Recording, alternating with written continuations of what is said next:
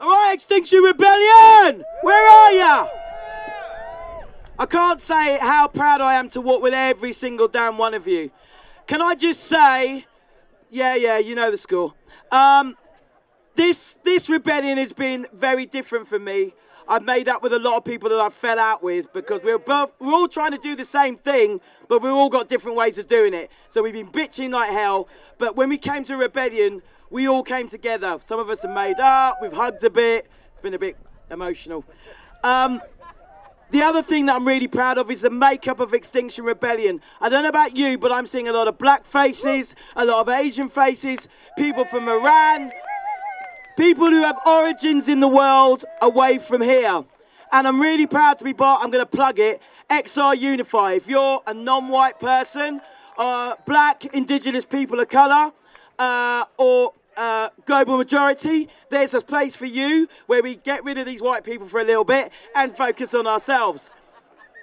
The other thing, I don't know, I felt a little despondent because we're out marching, and like the kids said earlier, there's people on the other side of the world that are still screwed.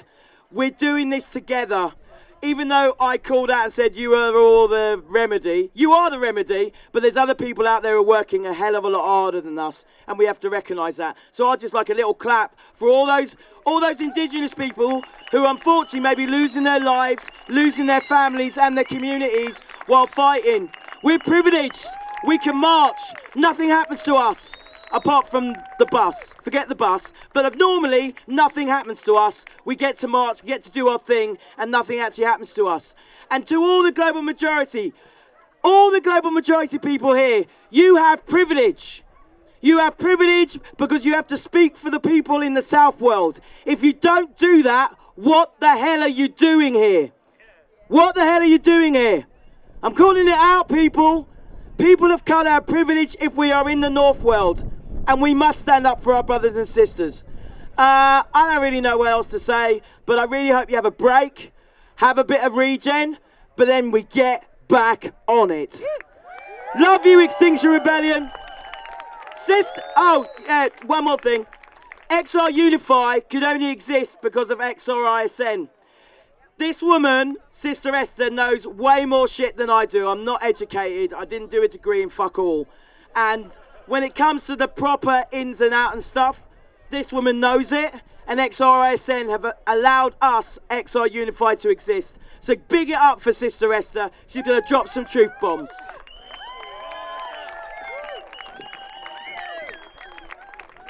Thank you. Okay, great. Greetings. Okay. So I have this tendency to speak a lot, and so I've got some notes here, but just really vibing off of everyone who has gone before and feeling the spirit of this gathering, of this closing ceremony, I wanted to open with a verse from the song that came to me called Listen to the Voices, and it's a song by Labi Sifri, okay? Now, if you were at the opening ceremony, you would have heard me say I'm not a singer. So I'm going to try, okay? Just the verse. Old man, your race is run. You think it's over, it's only begun. Child is born who has to face the world you're leaving, a dangerous place. Listen to the voices crying to be free. Can we be the promise that we promised to be? Love and understanding are better than a war. People just laughing 'cause they've heard it before. I'm going to stop there.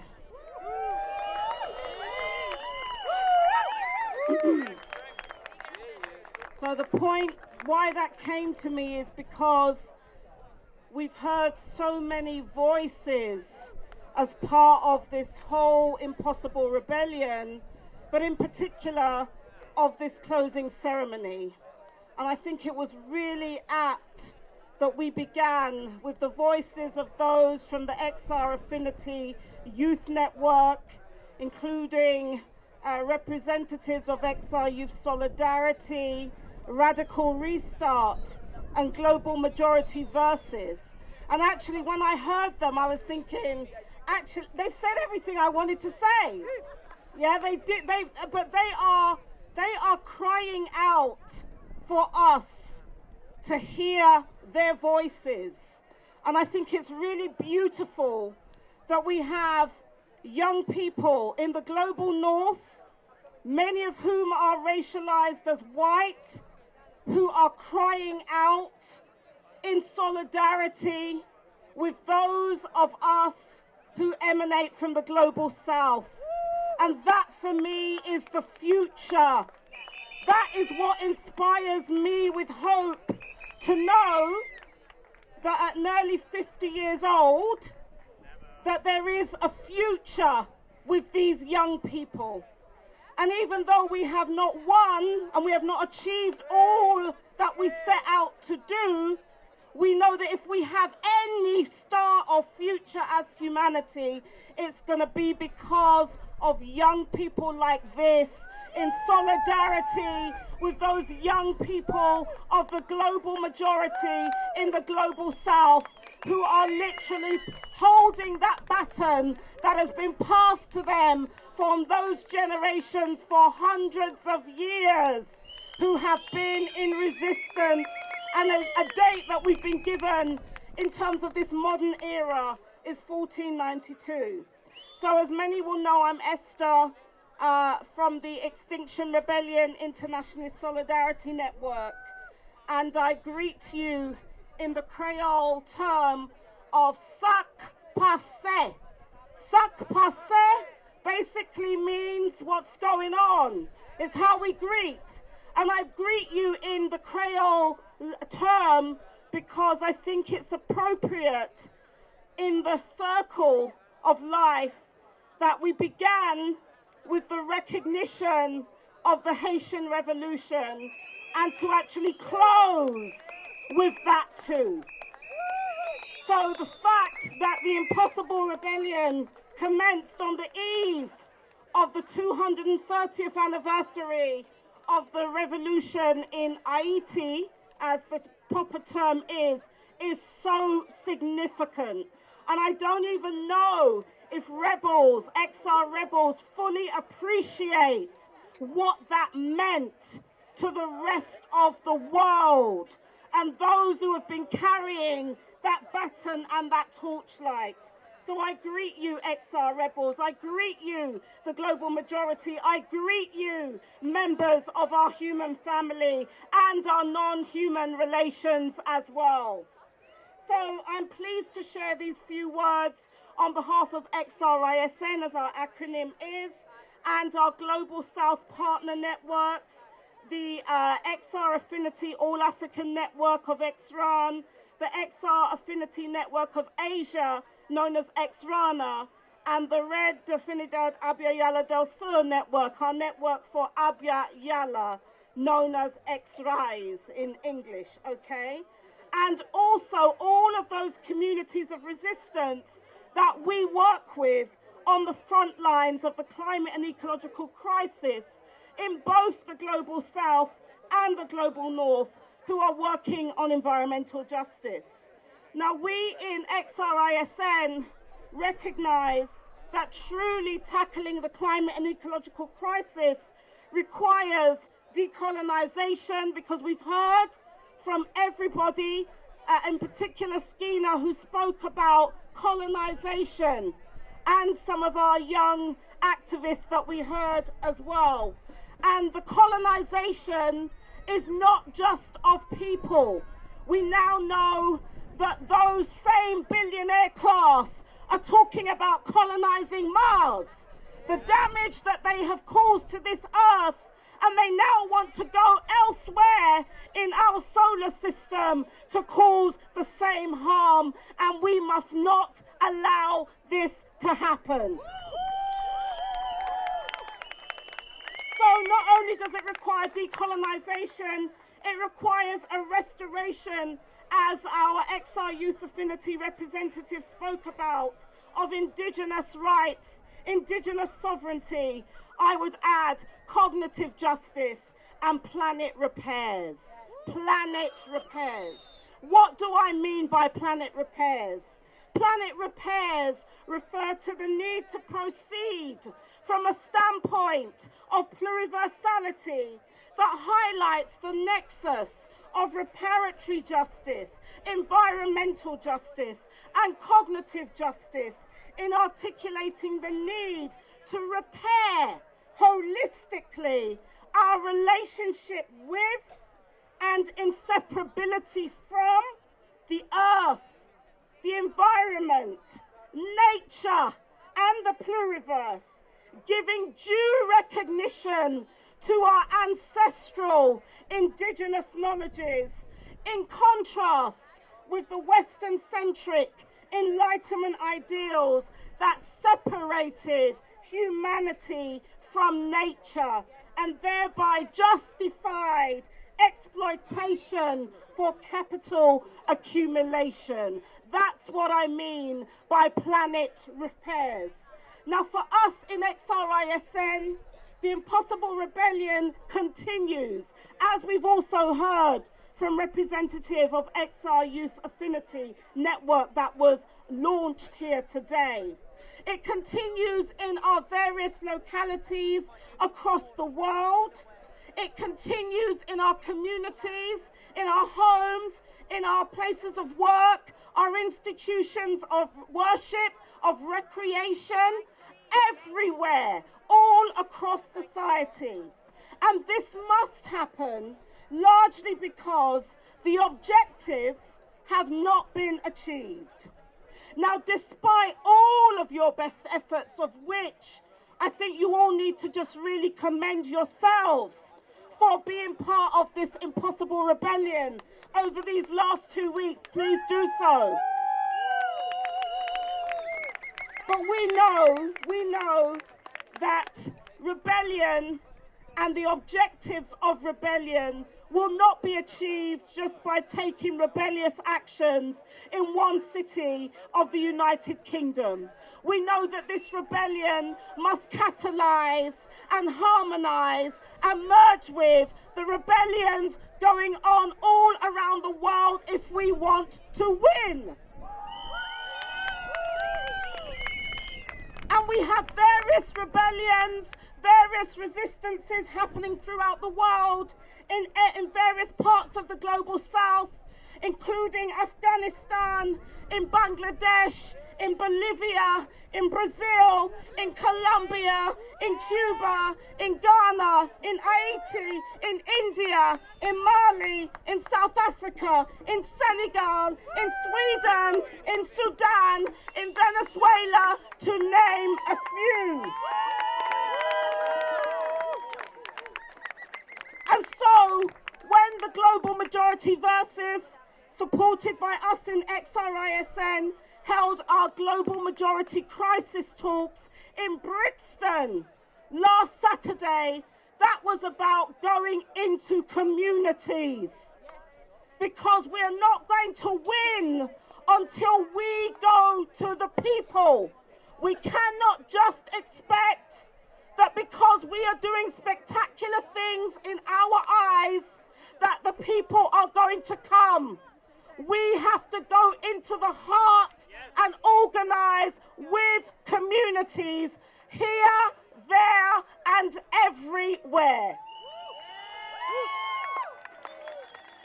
This is about localizing our resistance through unifying our people's power to win the Planet Repairs Impossible Rebellion against that ecocide of neo-colonialism that is causing death and destruction and separation for so many on the planet today. And when I talk about, and others have spoken about, centering those on the front lines of the climate and ecological crisis. We're talking about those who have for centuries been leading the way in showing us how to caretake and create just relations between human beings and non-human worlds that have been demonized, classified as devil worship, fetish, uncivilized. But who are the uncivilized today? Who are the true uncivilized people today? Those that are cutting down trees, that are burning fossil fuels, causing so much deforestation, polluting our waters, polluting the very earth that we rely on to sustain us, and we call this civilization. It's not. And as we have been taught, we have to go back deep, deep, deep into our ancestral memories. All of you who supposedly originate from Europe have to do that too.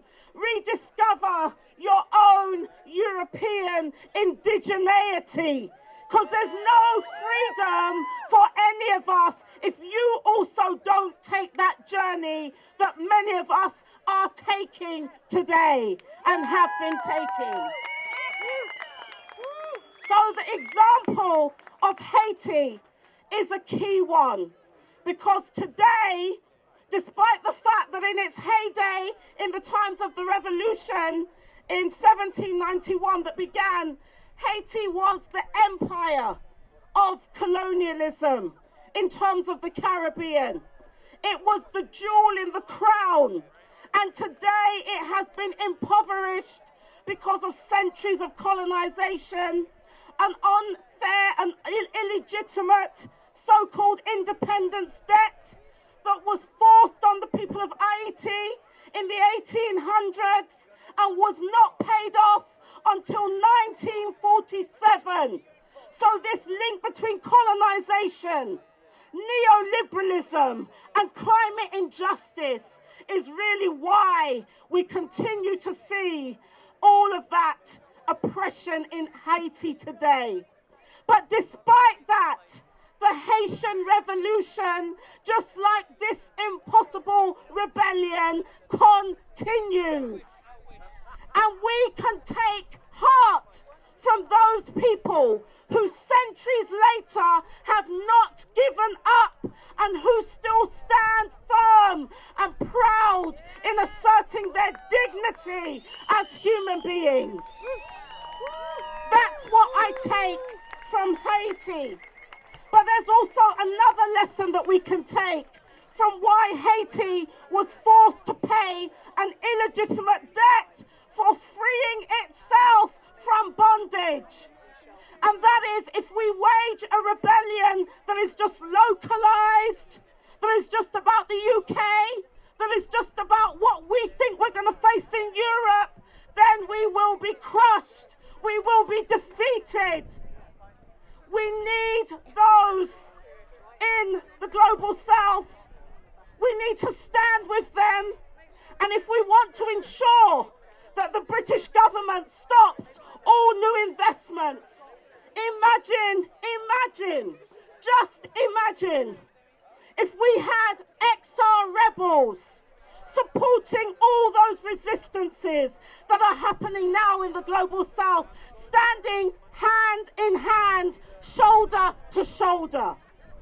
Now, one example I give is in the case of the Marikana miners who were shut down in 2012 in terms of the Marikana mine, the Lonmin mine, the Lonmin so-called own mine, which we know they don't own it, but they've appropriated natural resources.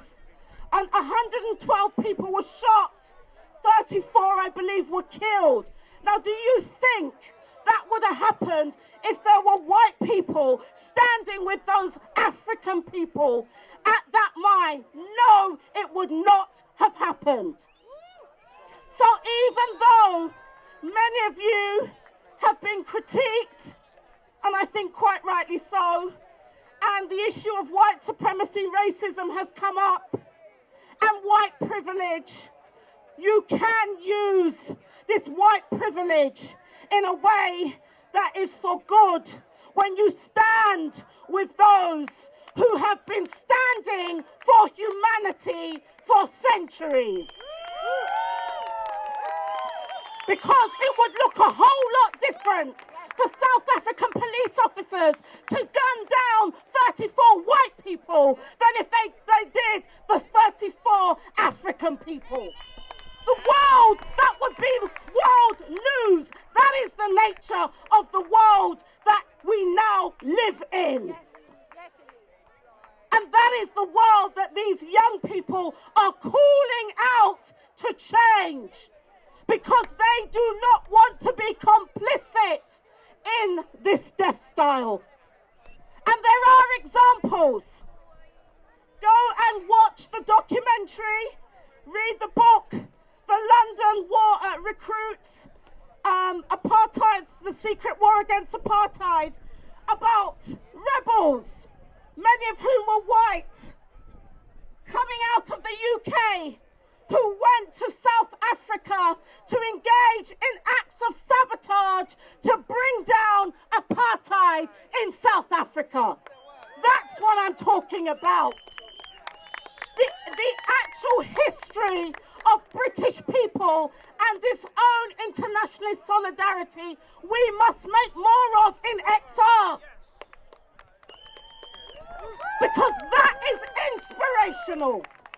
And all of these critiques you get, if you were to just stand, if you were to have the courage to stand in the footsteps, walk the path of your ancestors who did this in solidarity with many of us. I'm a reparationist, a reparations campaigner and activist. That movement began in the mid-1700s in Britain.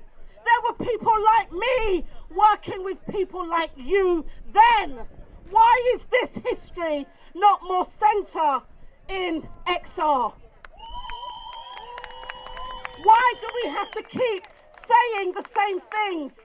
And I'm getting ready to close. I want to also remind ourselves about how persons like me and Kofi Mawuli-Klue of Extinction Rebellion Internationalist Solidarity Network got involved with XR.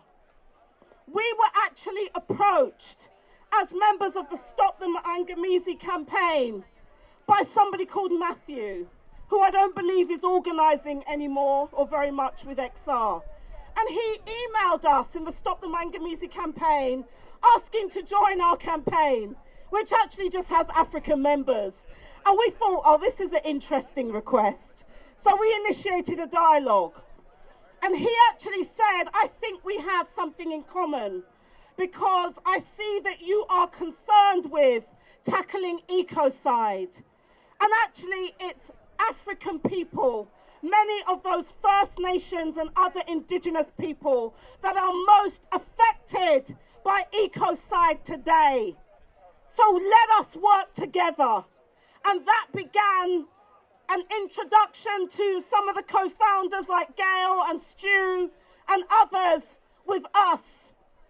And we participated from the very first Rebellion Day in October 2018. We're now coming to nearly 3 years. And people like us belong here, because we've always been here. No matter what the mainstream, white stream news, the story they choose to tell, we have always been here, working with you, sharing strategies and tactics. So this idea of stopping the harm, where do you think it comes from? Let us recognize and acknowledge those lineages of struggle before us and the knowledges that we co-create together. That's really important for us to do. So we participated, and in the very first letter, which was published in The Guardian on the 9th of December 2018, 100 so-called scholars, scientists, academics around the world and campaigners signed it. And that letter also recognized, coming from XR, the need to support indigenous rights, struggles against decolonisation and reparatory justice, because we put it in there. We just met co-founders of XR and that wording was there. So what if we had stayed true to that bravery and that courage and that vision of the co-founders who knew the right way to go, acknowledging the limitations of where XR started. So let us not have people telling us what this movement is. If we choose not to listen to the voices, then that's on us. Yes.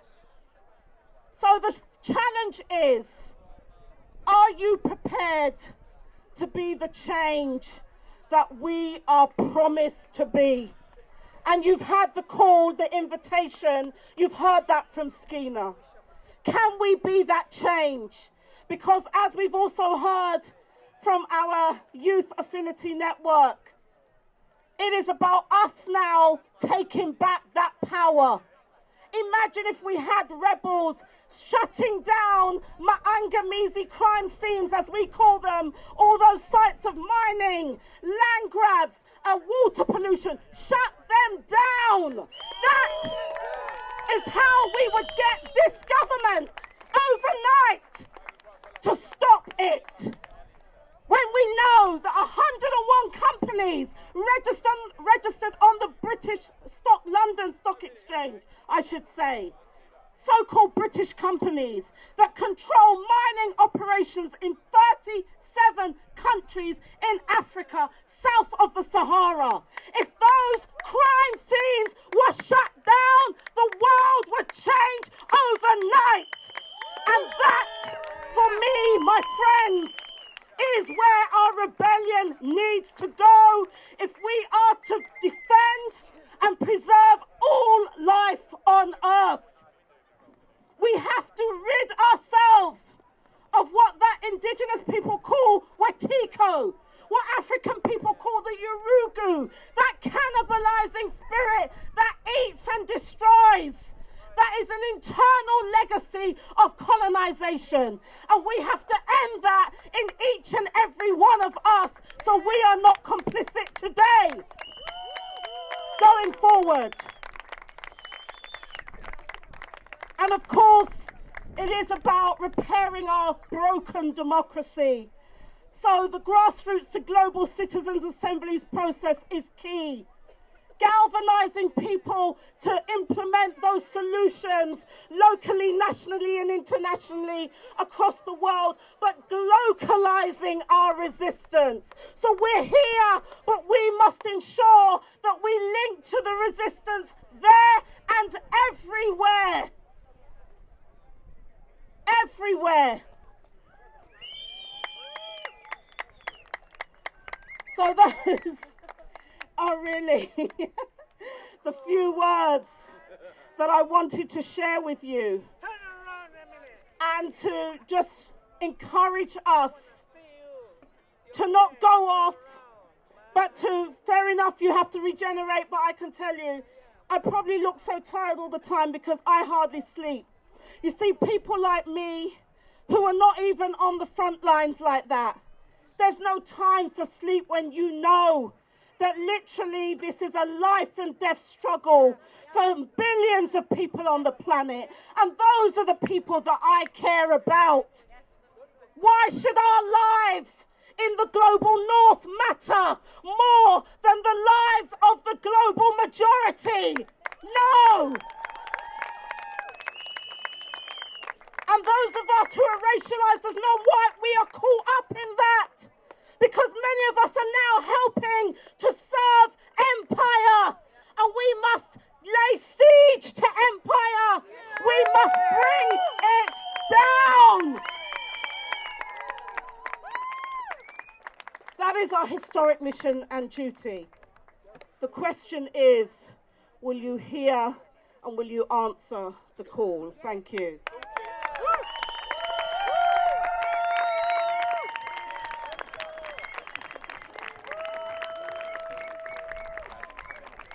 you, Esther. Bless you. Thank you. Thank you.